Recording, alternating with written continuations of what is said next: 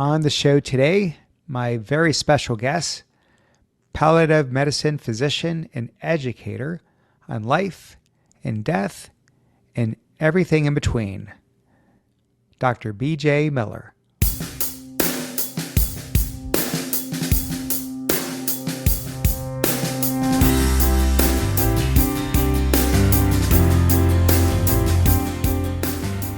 Welcome to the Art of Excellence.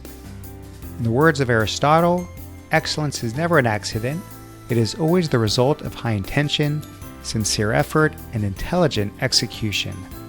I am your host, Glenn Zweig.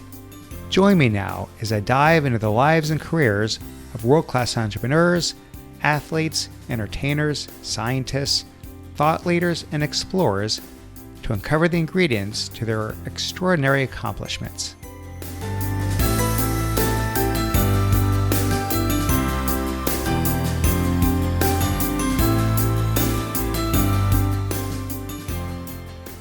My guest today is Dr. B.J. Miller. B.J. is a longtime hospice and palliative medicine physician and educator.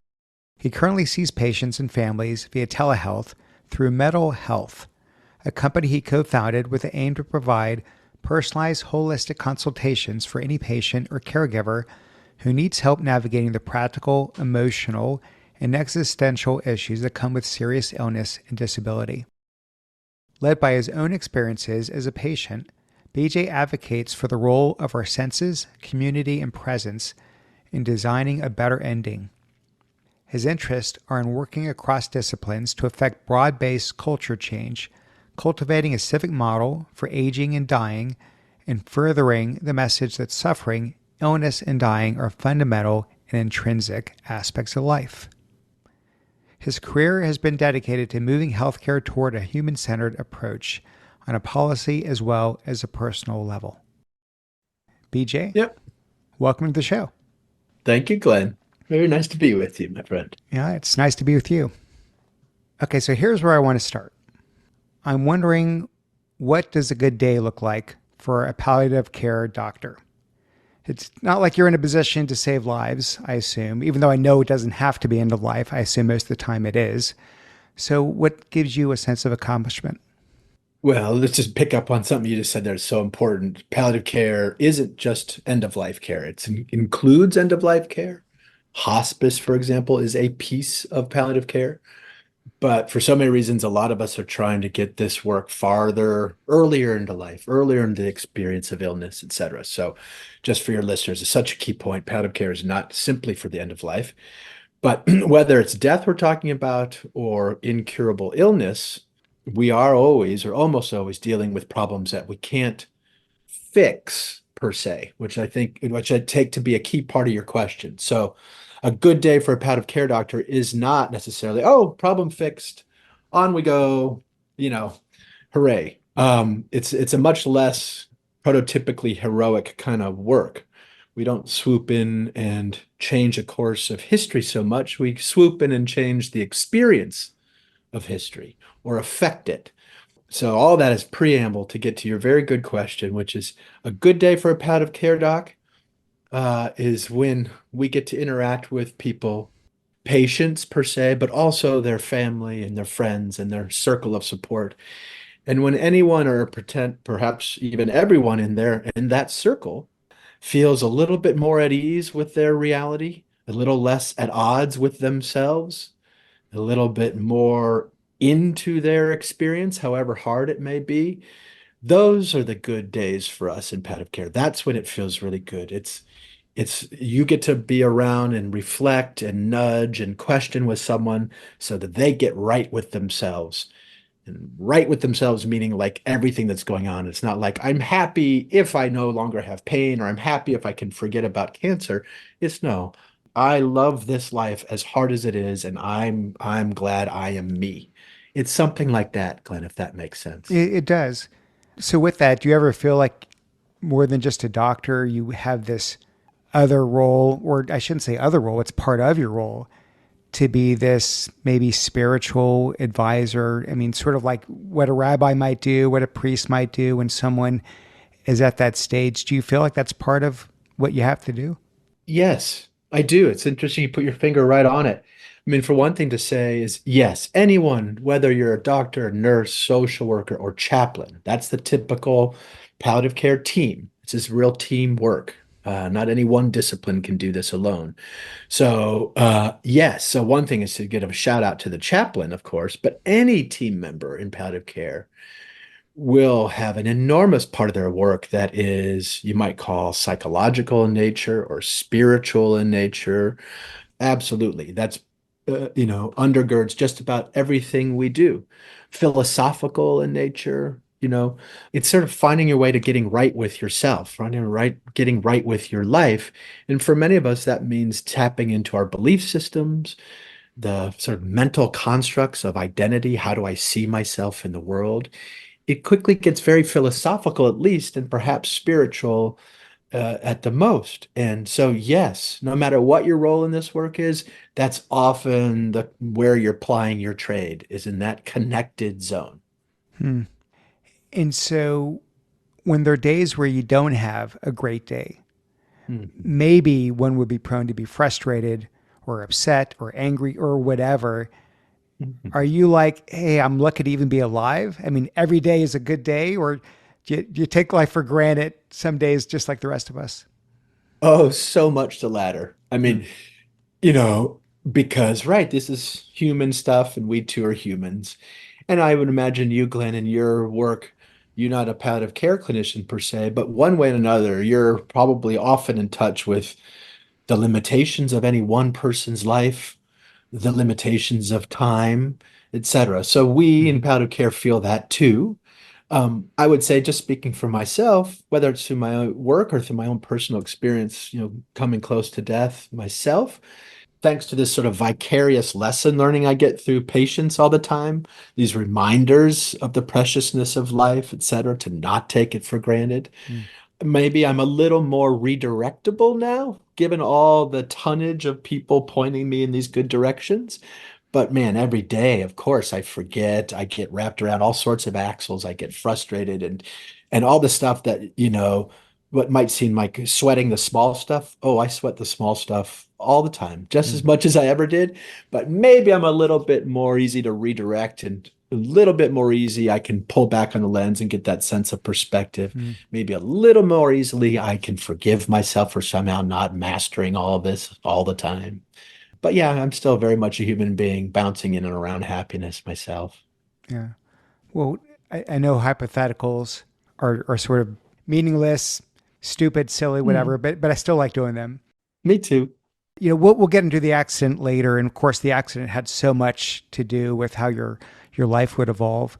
But had you never had that accident, BJ, and become a triple amputee and become a palliative care doctor, what do you think I'd be interviewing for on the podcast right now? Well, I'm tempted to say nothing. You probably would never have heard of me. I'll bet I would have. Well, maybe, maybe. And I don't know, as you say, it's hypothetical. Hard to say for sure. I will agree with you that whatever fire's burning in me did not start with my accident. There has been a piece of me that did not change with all those amputations, et cetera. Again, I hear you. We'll get into those details.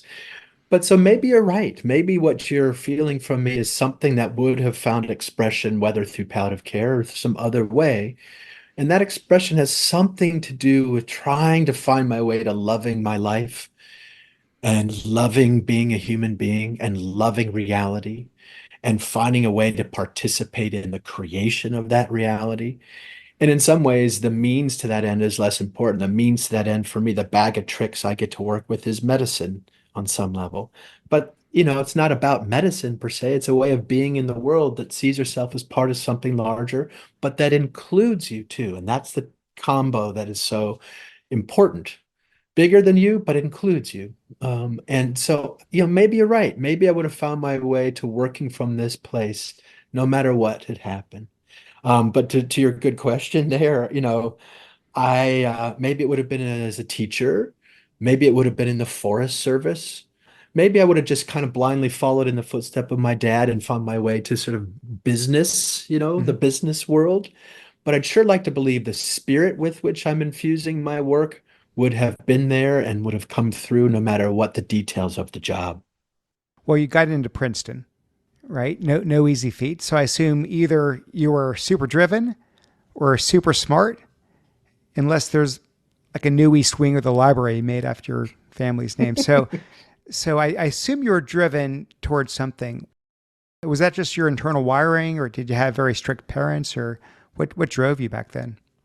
I think a couple things, Glenn. One was, I mean, I had some good fortune too. I think on that list is luck. I was raised I had an intact family in a lot of ways that taught me many things one way and another. I had love around me, etc. And it's also true, I did have some sort of compulsion in me to learn more, to see where I could improve myself per se, or what I missing. I had a basic hunger and a basic curiosity to understand the world in which I was living and to understand myself. Those have long been drivers. And one thing my dad did for me, my parents didn't put a lot of pressure on me per se, but one thing my dad put in my brain early on was this idea of potential. Like he didn't care so much if I got A's or C's per se, just that I was fulfilling my potential. And so it's therefore sort of self-referential. Hmm. I wasn't competing against the other guys as much as myself. And I'm very grateful for that. So I was always pushing, like, what more could I do? Could I learn? It was not keeping up with the Joneses. It was trying to propel myself forward and keep up with myself or realize this something in myself. That was the driver. You mentioned your father. Your mother, I think, had polio. Yeah, Anything about that worth sharing? for sure. Oh yeah, Glenn, that definitely. So for my mom, I grew up around disability my whole life. My mom had polio and post-polio syndrome, still does. She's 81 now. So I've been around quote unquote disability my whole life. And as a sort of white cis guy in the suburbs who didn't, for whom life looked like this particular kind of typical normal American thing, I had my visceral way into understanding or seeing how we otherize each other, how we set lines that you belong or don't belong around, like who's in, who's out. I was very aware of how humans did this sort of dance and how we compare ourselves to each other in very unfair ways, unfair to ourselves and unfair to each other. And I had an inborn sensitivity from watching my mom in the world and watching the world respond to her. And I was very, very much driven by the compassion or empathy that instilled in me, and also the idea of seeing people for what you don't see, in a sense, assuming they're a heart and an emotional world beating inside of them, assuming all sorts of things that don't necessarily present themselves when you meet someone or when you just take a look at their body or what they're wearing, etc. So I had a real interest in the world that I could see, in a world that where we all belonged. And why did we create rules to keep certain people out and certain people in? I had an inborn experience of that and suspicion of that. And that was very much a part of my driver to find my way in the world in such a way where I had choice to exercise Hmm. and where I could be in a position to continue to try to craft a wider net, so that more of us and more inside of us got to feel like we belonged in this crazy life. Hmm. That was always a driver, thanks to mom. Yeah, no, I love hearing how these formative experiences, shaped us. We all have them. Hmm. So fast forward to Princeton.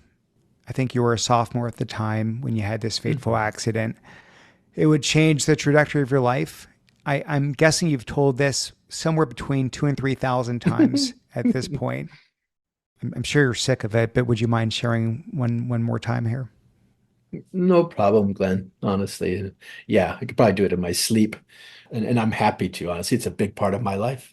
So I was aged 19, sophomore year, as Glenn, as you just said, just back to Princeton from Thanksgiving holiday. And a couple friends of mine and I decided it was a Monday night. We decided I was actually heading to a computer lab to print out with a floppy disk in my pocket to print out a paper. And when I ran into a couple of friends of mine and we decided to kind of go out and have a little fun. We were happy to see each other, having been away for a few days. So nothing crazy, but we went out on the town and then we decided to go get a sandwich at the market. And on the walk, we walked past this little commuter train that runs next to Princeton's campus. Sorry, my cat is yelling. Your cat's like, I've heard the damn story. Exactly. Not this again. Meow. Anyway, so yeah, so we were walking past this train, just parked train, just sitting there. It wasn't moving, and Mm. we decided, oh, let's climb it like you'd climb a tree or a jungle gym. Not, we really didn't know obviously what we were doing, and we didn't think. Well, let me put it this way: we had done much stupider things in our year together so far. So anyway, hopped up on top of this parked train. BJ, when you say we, you, I think you first were the one that hopped up, right?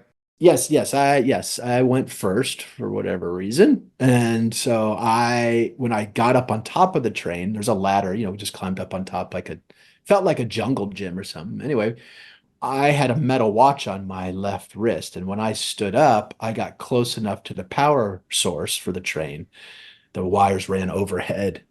The electricity arced to the watch and big explosion. And, 11,000 volts later, I was severely burned and off I went, thanks to my friends, got me into an ambulance and got me off to the hospital. And that began my kind of journey of survival for a few months.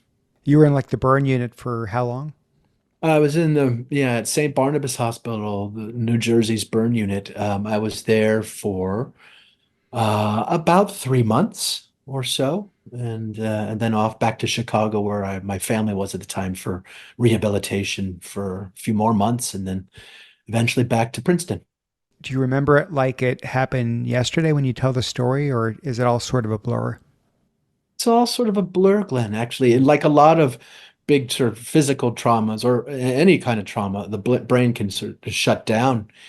And that was the case for me. I was conscious. Nurses have told me stories about those early moments, but I have no real memory of that night and the Mm. first few days in the hospital, with some vague exceptions. So, BJ, by most accounts, you should have died that day, right? I mean, you're lucky to be Very alive. lucky. Very, very lucky. Yes. Hmm. Yes. I had been rowing crew, so my friends and I were in very good shape physically. I'm sure that helped me survive those early days. That's right. Yeah. So I know it's easy to sit here decades later on a podcast and say I was lucky. Mm. I'm guessing when you're sitting there lying in a burn unit, touch and go, not the way you would have felt. How long would it take till you would start feeling more appreciation than you would?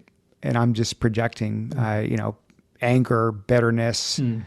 or whatever other emotions might have circulated. It's so interesting, Glenn. And as you've already noted, let's just note the vagaries of memory too. So there may be differences if we had some tape we could roll from way back then.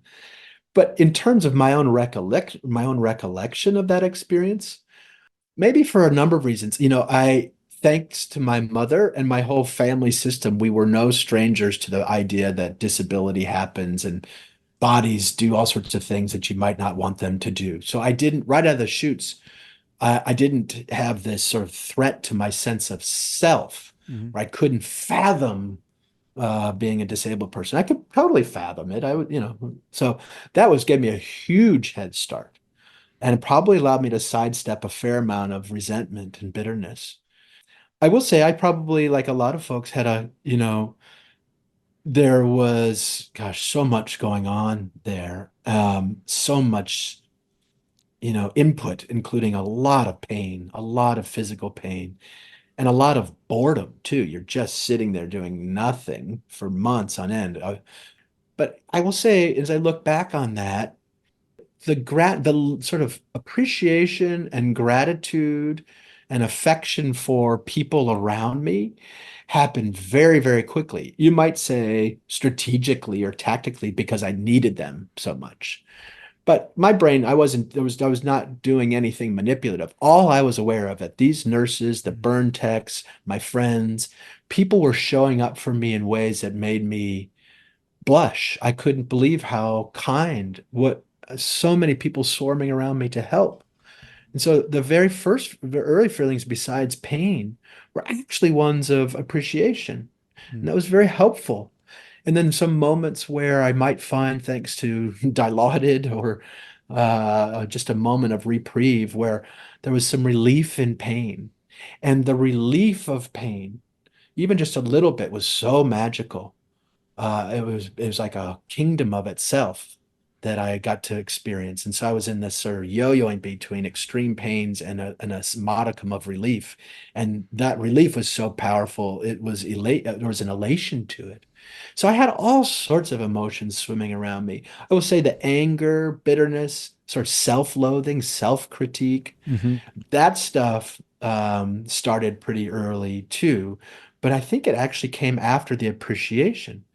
My own understanding of that, Glenn, is I appreciated the fact that I was still alive, that appreciated all this help I was receiving, all this love I was receiving. And then came the harder feelings because the questions to myself were, well, did I deserve this kindness? Do I deserve all this attention? So my self-critic and Mhm. self-loathing, and what the hell had I done there anyway? And now I was taking up so much time and energy of others.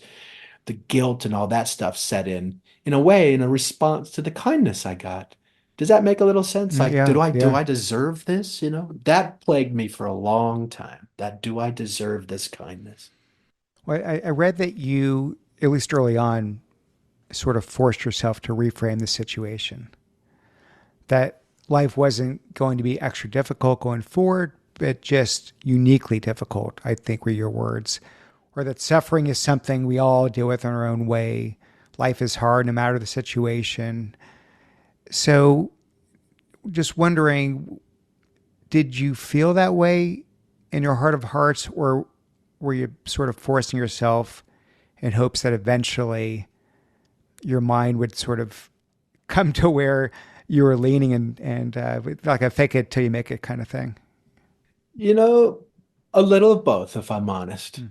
Again, I think thanks to so much to my mom, I knew better. It was like I had already asked myself these kind of questions. Does a disabled person, are they less valuable? Does their life mean less? It said I had already asked and answered so many of those questions. So some of that kind of came relatively as second nature. And there was definitely a kind of a push-pull using my mind and these frames like bad things happen to good people all the time. Why not me instead of why me? There was a little bit of Hmm. discipline on asking myself certain questions and as you say, kind of forcing a sense of perspective. Like, as you say, very importantly, I'm not special. This is a variation on a theme that happens to everybody. Everyone deals with things that they wish they didn't have to. Everyone life goes a different way than they might want. Everyone feels pain, etc. So in that way, I got to convince myself that I was living out a not a special life per se, a unique variation on a very common theme. And so I could convince myself with my mind that I still belonged. But it did take years for my emotional world to catch up with my mind in a way and believe the things I was saying to myself. So there was definitely a rhythm of pushing and pulling myself, pushing and pulling and pushing and pulling. Yeah. How long was it till you went back to Princeton? So the accident happened in November, late November 1990, and I went back to Princeton the following fall in September of 91. I mean, that must have been surreal. Like same campus, same people, completely different you. Yeah, yes. It was surreal. That's a perfect word. It was just so trippy. I mean, yeah, it was. And yeah, and all that went with it. I got kind of treated as a hero by some, as a villain by others, and just feeling all the projections and yeah, it was wild and still Mm. dealing with a lot of pain. But that was another moment of a little bit of force. Kind of really pushed myself to get back on campus with my class It felt like it would get only harder and harder to rejoin that stream the Mhm. longer I stayed out. So I knew that I was had a lot more maturing to do emotionally and psychologically. I knew that. But those were going to be on their own timeline. I promised myself I would deal with the emotions as I went, but I did kind of force myself back onto that horse quickly. And for me, it was a good bet. It was a good to feel back in the flow with my classmates, to feel their support was enormous for me, enormous. But yes, it was very surreal. There were moments of feeling like such a pariah and so weird, and where people I could tell were happy to see me, but then, gosh, you just steal so much energy just being there. Mhm. And it was a real mixed bag. But yeah, it was also it was very hard, but it was very good for me. And I will say one more thing, again, a sort of shout out to my peers, my friends. In some ways, it really was so hard for them trying to have a normal college experience. They did so much for me, and they were a bridge for me to feel like as you mentioned a moment ago, yes, everything was different. Yes, I was a completely different life in some ways, and thanks to these familiar cues and these people who loved me before and love me now, there was a through line in and around me that helped me track the consistencies in myself, the things that actually didn't change because of this dramatic experience. And Mhm. both the change parts and the unchanged parts were both very useful. You switched your major to art history. Mhm. Something about wanting to shift your perspective, I read. Can you talk about that? Yeah, a lot of things I got lucky also, but a couple choices I made that I can honestly give myself a little handshake or a high five around. I mean, so I was studying Chinese language and probably heading for a major in East Asian studies, not so much out of a love of East Asian studies or Chinese language per se, but it was an interest. It seemed interesting. It was timely and okay, why not kind of thing. But when I was sitting in the hospital bed, just watching my mind, the questions that were lighting me up now were like, who am I? What makes a human being a human being? What do we owe each other in this life? How do we need each other? How do we take the raw material of our life and make meaning from it or find some value in our experiences? So I found myself thinking these guys, what makes a person a person? And then I got to talking to an old friend of mine, Justin, who was an art history major.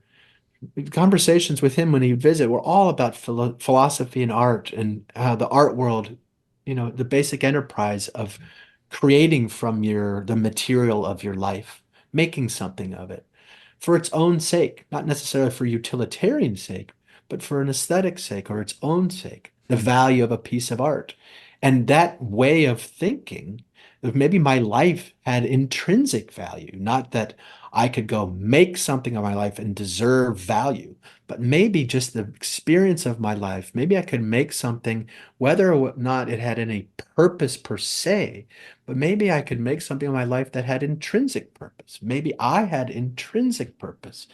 That was huge for me, Glenn. So when I went back to college, I decided to switch my major to art history, to spend my days studying this art thing. What is that process? What gets to be art, etc. And man, it was such a good decision. I got to learn, as you do, looking at art and being around art, you learn how to see. You work on your powers of observation, and you realize one way and another that there's a lot you can't change in this world or in this life per se, but you can play with your perspective on it, how you see it. And that, as you might imagine, was hugely therapeutic for me. I could look at this weird body that I now had and play with my how I framed it.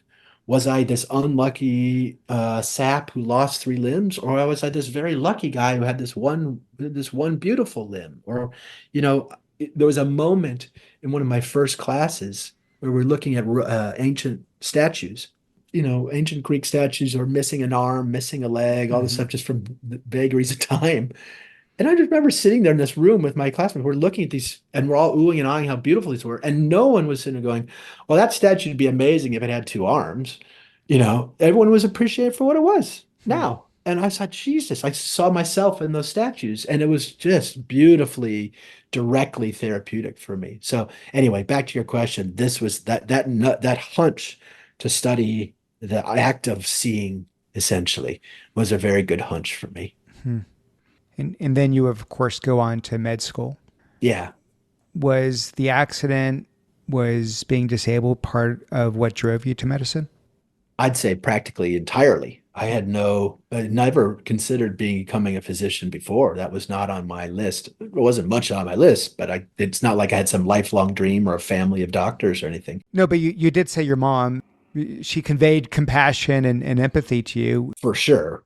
For sure. But if honestly, the thing I spent much more time pondering was a life in the priesthood as a way to exercise compassion and love, etc.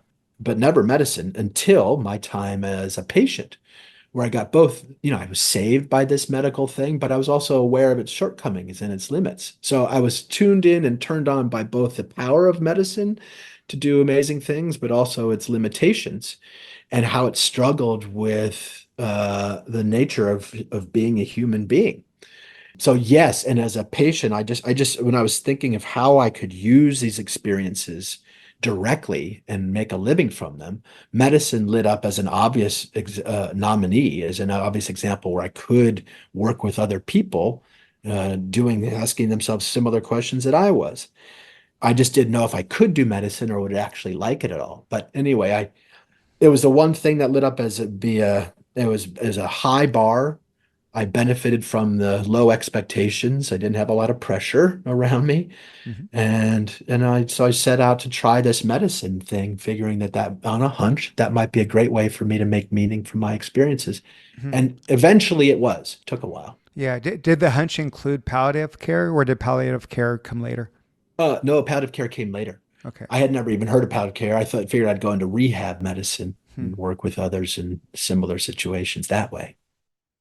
I think it was during med school that your sister took her life. That's right. Yeah. Yeah. Deep into the last year of senior year of med school. Yeah. Yeah. I don't want to go there if you don't want to go there, but can you share anything about that experience? Yeah. No, thank you, Glenn. I'm happy to talk about Lisa was her name, my Mhm. sister, my only sister, she was older than I was.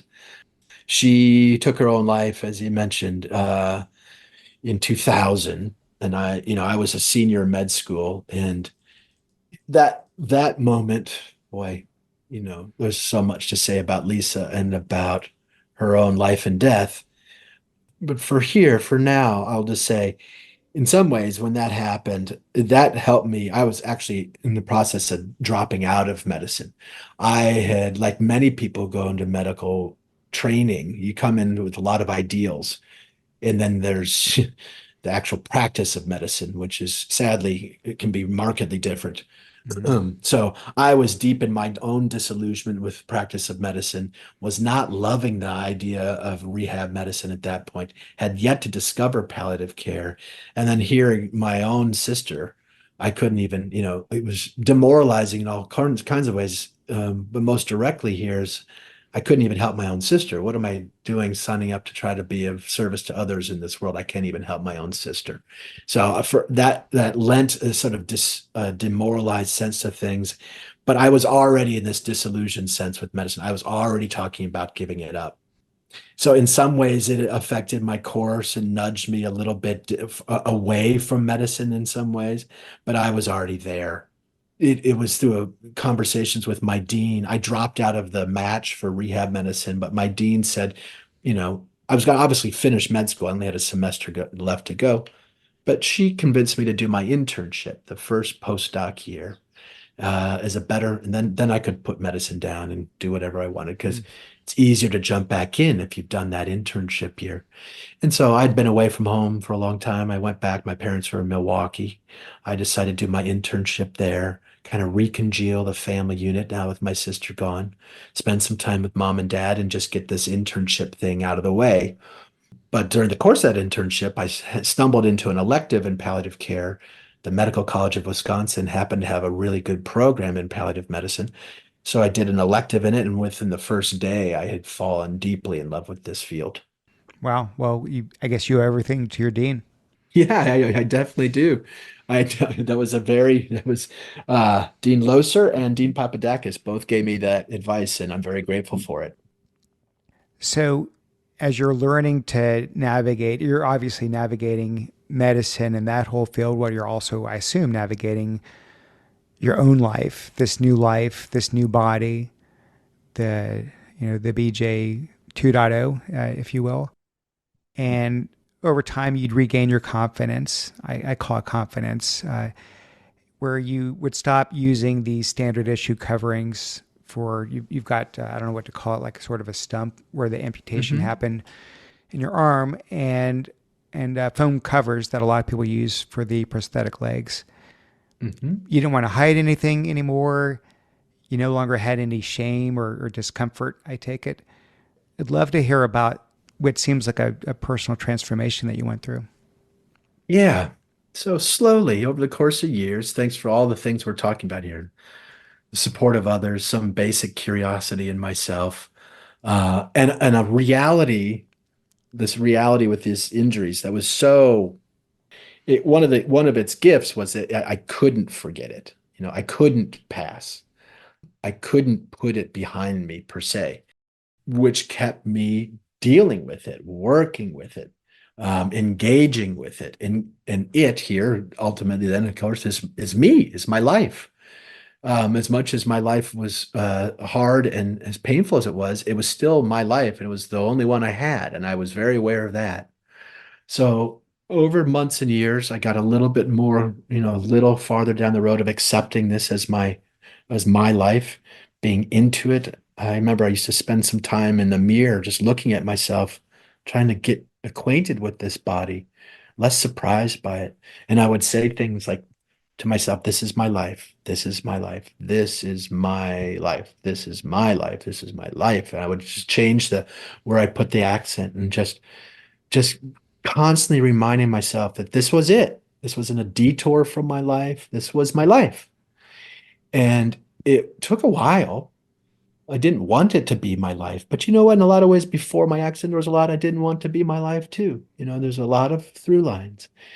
And over time, I just noticed these things that happen from by just sort of staying on this, showing up, going out in public. I had a service dog that I had to take care of, took care of me, and he would get me outside. I would go to restaurants. I would just force it. I knew that from my mom's example too. Mm-hmm. Even if it wasn't accessible, whatever else, just stick with it. Just stay in your reality. And I kept doing that. And eventually my inner world responded. It accommodated this reality and began to celebrate it, even get into it. Here, this reality was hard, but it was teaching me many things about myself, about how much stronger I was than I had thought I was. I always considered myself pretty meek. Everything seemed to be handed to me, seemed a little too easy on that externally. I never quite felt at odds with myself. I never felt quite right with myself. So this was an excuse to really deliberately work on it, and so I did. And it showed me the compassionate side of my friends. That was a real bridge in my family. So these were the raw material of my daily experience that I kept working with, kept studying at art, kept looking at things differently, kept insisting on belonging in the frame of whatever I was looking at. Insist on it. Even if the world was sending me cues that I didn't belong, I knew better. And I kept on it. And eventually, as you referenced, I had a sock I used to wear on my arm to cover the skin graft and it was still healing. Then one day I took it from those sort of, these stockings you get this sort of medical supply house and said, well, why don't I wear like Paisley or Argyle socks, fun color socks. And so I started doing that. So that began a little bit of this sort of mind shift that it was something to play with and something to decorate even, not hide. And then eventually I took the sock off and let my arm just the skin graft show, and that was it. And that took me years to honestly not be ashamed of it and honestly delight in showing it. Same with the legs. I was sitting in a modern architecture class when we were studying Louis Sullivan, talking about pulling all the applique off of buildings and celebrating its inherent structure. Immediately took note of that, went home, took off the plastic foam covers on the legs that kind of try to make it look like a normal leg, and started to celebrate the carbon fiber, the design beneath it. And this was, as you know, a little bit like my mind pulling me along thanks to these examples. And it did. But my body also then responded. My emotions responded. And I got to a place, maybe by year 5, where sure I still had pain. I still had dealt with certain amounts of shame and guilt. I still do, frankly, but they were finding a sense of proportionality and counterweighting some of those abysses of feelings were these playful ones. I had given myself, no, I had this now kind of free reign. People gave me lots of space and room, and I started playing with my appearance and what I wore, and just started delighting in seeing this again as raw material, something, an artwork to play with. And that was hugely therapeutic. Again, about year 5, where I made this switch to a playful attitude. Hmm. And that was enormous. So, just to switch gears a bit, Mhm. I want to talk about palliative care. Yeah. And this is a working definition I got from one of the talks you delivered. Palliative care means patient and family centered care that optimizes quality of life by anticipating, preventing, and treating suffering. That's the definition. So I've heard you in other interviews talk about that fact, that word suffering, that you don't just treat the pain, you treat the suffering. Could you help me understand the distinction you're making? Yeah.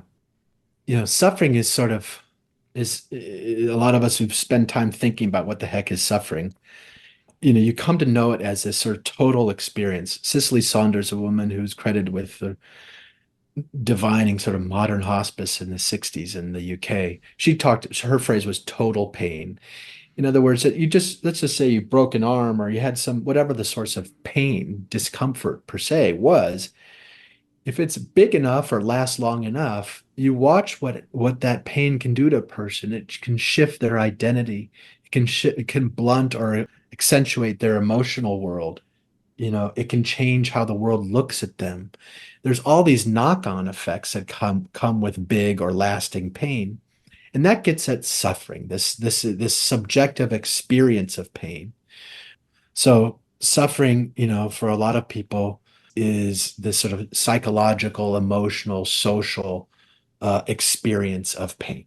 That's what we mean by suffering. So in palliative care, in other words, you're not just giving pain medicines, you're like we've been talking, like who are you? Who is this person in pain? How do you accommodate this signal in your life instead of trying to kick it out of your life? Hmm. What happens if you can't kick it out? If it just moves in and sticks around? Well, then you've got to accommodate it, you've got to accept it, you got to work with it. That's the interesting work, and that's a distinction between sort of pain and suffering. Does that make sense? Yeah, it does. It's a much more holistic definition Yeah. of it than just the pain. So I've heard you say that for most people, the scariest thing about death isn't being dead, it's dying. And I was trying to understand, is that, once again, back to this pain, is that pain and suffering, physical suffering, or more the mental anguish over the notion of what does that mean and that kind of thing that most of us ruminate about? All of the above, certainly. But I think most time is spent, pound for pound, the suffering that I think is sort of maybe the largest or maybe the most difficult are these sort of threats to your sense of self. Did my life matter? Who am I? Did I waste this life?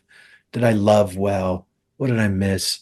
Regrets, all that stuff. In some ways, that existential and spiritual pain dwarfs much of the sort of physical stuff, but it all is in cahoots. It all swirls around each other. But yeah, that idea that when you kind of get at the fear of death per se, it's very useful to tease out what the nature of that fear. Are you fearing not being here? Are you fearing judgment day? Are you fearing no more or what might come after this life? Are you fearing being dead? Or are you fearing what you imagine would be the experience of dying? And most people, or it's a combo, it's many things, but a lot of it, when you push with folks, a lot of it comes down to people are afraid of the experience of dying, the suffering they imagine it must include. Well, I know back to the earlier point you made that palliative care isn't necessarily end of life, Mhm. but I assume often it is. So given that, is it ever become emotionally exhausting to have so many patients that you effectively lose? You're essentially with people who, are on death's doorstep, and you're spending Mhm. time with them. You're getting to know them. You're getting to know their families. You're building relationships. Mhm. One day you come to work and they're gone. It's certainly true, especially for those of us who work in hospice. Certainly, we spend a lot of time with folks who are not long for this world. And as you say, you're just inherently losing people all the time. That is true. And even if you're just, really doing this upstream palliative care work with folks around chronic illness who may have years to live, it's still oftentimes death is still in the room because they've got the diagnosis, heart failure or cancer or dementia or whatever diagnosis will someday end their life, maybe years from now.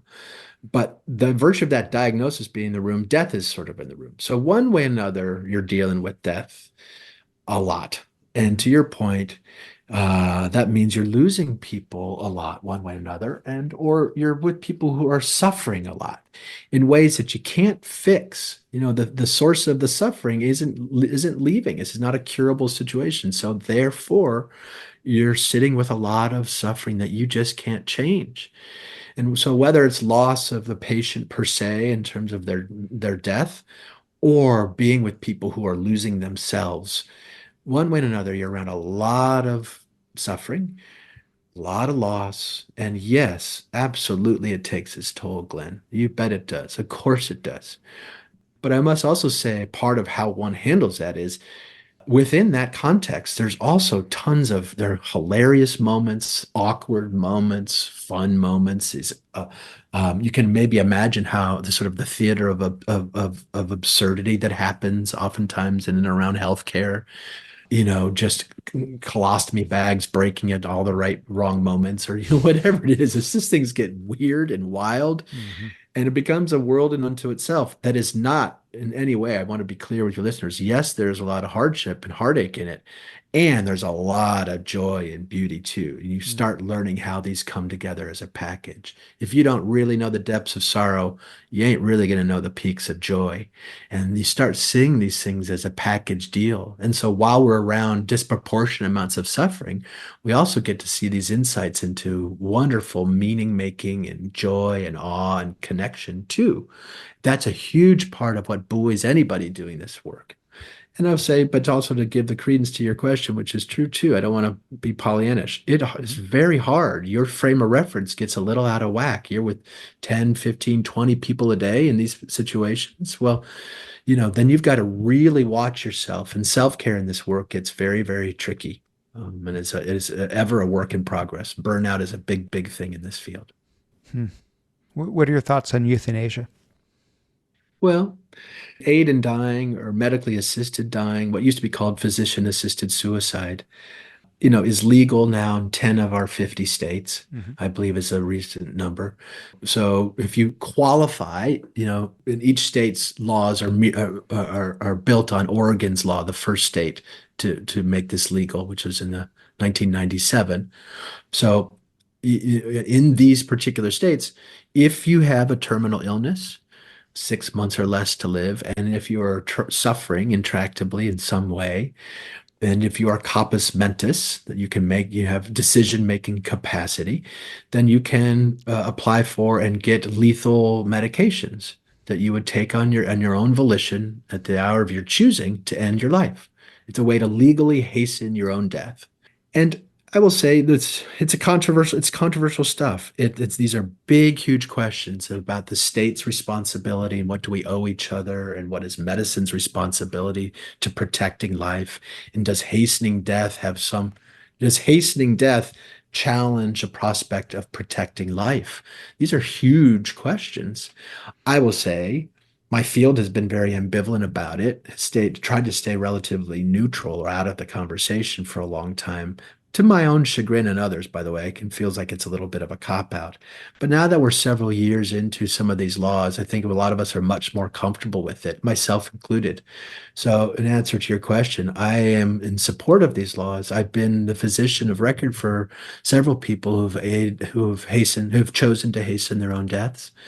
And I have to say, in those situations with those particular people, it felt very right. So there's a lot to say about it, but I'll try to give you a quick answer. That's my quick answer, quick-ish answer to your question. A lot of details in there we can talk about. So I know you've done a lot of work in design thinking, and this is probably too much time for this podcast, but I guess just if you had the power, if you had the money, if you had unlimited resources Mm-hmm.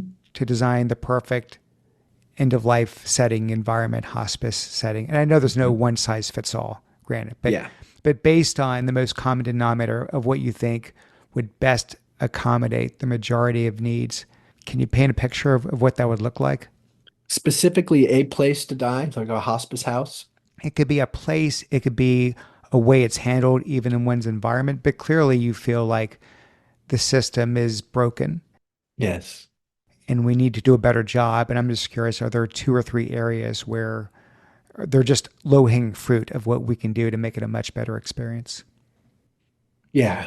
So there are a couple different layers to your good question. So Mm-hmm. one is sort of societally, I think it's on all of us to continue to try to be real with this life that we're given, that we have, that we luck into, however you see it. And I think it's on all of us to not wait to be rescued around this question and take our time seriously and find a way, in other words, to include death in our view on life. The tonic 20th century backdrop for us and into the 21st century is, that you can hack this thing and maybe death is optional if you eat your broccoli, if you have enough positive thoughts or blah, blah, blah, blah, blah. That's very dangerous thinking and problematic. And I say dangerous in that it promotes suffering ultimately. It keeps you at odds with your reality. Reality, so far at least, includes death. So it's on all of us to have a mind, sort of stay true to the reality of the world, and that includes death. So finding a way to rejoin human nature with nature and to rejoin life and death. These life and death are not at odds. Life includes death. Hmm. So however the zeitgeist gets there, that's on all of us. Hmm. The next layer would be healthcare, the domain of life and death in modern society. Various times it's been the church or other things or the family. Now it's healthcare. Healthcare has long been at war with death, has long been at war with things it can't fix. Mm-hmm. And that is a source of a lot of pain and suffering. This is why a lot of us feel abandoned when we find ourselves with medical problems that aren't fixable, or why we're made to feel that death is somehow failing. It's because we have a healthcare system that actually believes that. That's the culture of medicine. So, if I could wave this wand, I would be reimagining healthcare, Hmm. how it's delivered, how it's designed, what it prizes, and what it incentivizes. It's a huge piece of this puzzle. We could talk for hours on that one, Glenn, but that's a big one. Next up, I would say my brain loves to go to let's build a case in point. Let's say let's work within a community. So what I would love to see is that every community in the US has a hospice house. A lot of us want to die at home, but dying at home, it turns out, is very, very difficult. And dying in community, whether that community is family or your neighborhood or whatever else, is very, very important. So I would love to see every community have a hospice house, supported by stunning architecture and design that allows you to be not removed from the flows of society, but to be put right in its center. Hmm. If we all lived in towns, that there was a hospice house right in town that was beautiful, we loved it, we were proud of, you can imagine that that would temper our own death anxieties and our own fears, and we might live a little differently because of it. My belief is we would. So Hmm. not only would we be having these different deaths, we'd be having these different lives en route. And even more specifically, the architecture itself would be a very different design brief. We wouldn't be trying to mimic a home. We would be treating this as a jumping off point into the cosmos or a place to wind down a life. a place to be quiet, or a place to yell, a place that could contain all sorts of the wailing that needs to happen, I my designs, the way I've thought about it for years is would bathing and water would be central. Whatever your culture, bathing rituals are very, very important. And if you get at what people talk about as a loss of dignity towards the end of life or from being chronically ill, it often comes down to like, can I get a shower? You know, am I Hmm. sitting in my own filth? Can I have some food that at least smells beautiful? Hmm. So beauty would be a huge, huge piece of this. And the hand of man, the creative hand of human beings creating these environments, that's where I think things could get really, really exciting. So anyway, there's beginnings of an answer to your question. No, no, that's great. Maybe time to go back to school and get your architecture degree too. Oh, I already have.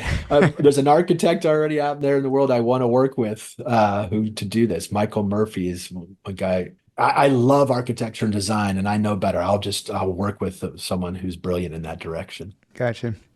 So you're around so many people in their final weeks, their final days.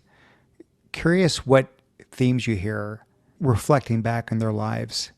We've Hmm. all heard the cliches around I wish I worked less and spent more time with family. But beyond those, anything else? Any surprising ones? There are certainly regrets come up. You can't not come up. But I will also say what I've learned again and again is regrets, yeah, we should endeavor to minimize them. Sure. Make decisions that we can live with. Sure. But we're also going to find our way to regretting something. So it's not like you're going to banish regret. It's a little bit like suffering. I'd much rather us find a way to learn how to live with suffering, not just try to banish the stuff. Mm-hmm. So one thing you see among folks who are actually dying and who are actually are on their deathbeds, yeah, regrets and other things were a piece of it. But by the time they're at the end, in some ways, with enough support, oftentimes you're so clear that the things that made up your identity, your sense of self, were neurotic in nature, were just a hyperactive brain in nature. And you finally get to some sense where you're kind of right-size yourself within the universe. And my own regrets, they're in proportionality. And if you hang out with a lot of people at in their final moments, the regrets ease too. Hmm. They're they kind of go into this great abyss that we all go into. Everything goes into, including our regrets. You mean self forgiveness? Yeah, Yeah. yes. And essentially, in just sort of hey, this is just the way it is. I might wish it were another way, but I'm finally get that this is what it is. And so it's kind of hard to fight it. It just is, and that's fine. So there's a lot of peace in that. But I will say there's another answer to your question. En route to that final kind of equanimity, if you can get there, I don't find a lot of people regretting so much the decisions they may have made. There's some work to process that. But on the other side of that is that they let fear get in the way a little bit too much, or embarrassment get in the way. Mm-hmm. Fear of failure is such a big one. But if we can just roll with death as if we see death as a failure, okay, I'll fight you on that one. But if you kind of know that you're going to die no matter what, if you're going to quote unquote fail no matter what, it kind of takes the sting out of failing. Like, so, okay, what's the big deal? I fail, I fall. Okay, fine. It's what I think the synopsis comment I'm trying to grope my way to here is it's not so much the decisions we make that I spend time with people. It's how did they imbue whatever decision they made, whether it's to spend all their time at work or all their time with family or all their time in synagogue, whatever it is, Mm-hmm. did they do it with love? Did they fully imbue and infuse their spirit into whatever they were doing? It's not about what they were doing, but how they were doing it. Hmm. That I find is a denominator to a lot of people's Hmm. experience and one I try to carry with me. It's not so much about what I do, but how I do it, the Yeah. spirit of it. Speaking of how you do things, do you still ride a motorcycle? Is that your primary form of transportation? Well, mine's been in the shop for a while, but otherwise, I still do love my motorcycle. I love being on two wheels, bicycles and motorcycles.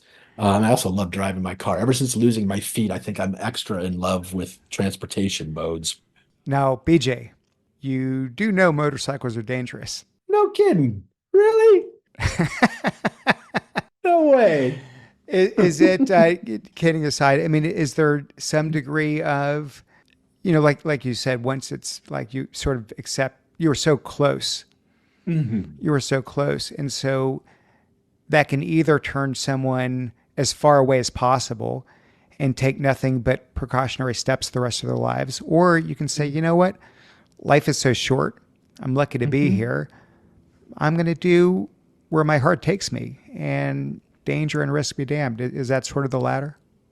It's a little bit of both, I must say. I mean, I definitely had some periods which were deliberately reckless. I was playing with the fates. I kind of was like t tempting fate. Look, like, oh yeah, you take my limbs, like I just, really, you can take more, I also there's a weird period of years where I kind of thought like I don't know where I got this, but like, okay, this horrible thing happened, so therefore I've had my horrible thing, so therefore nothing bad else is going to happen. I don't know why I thought that.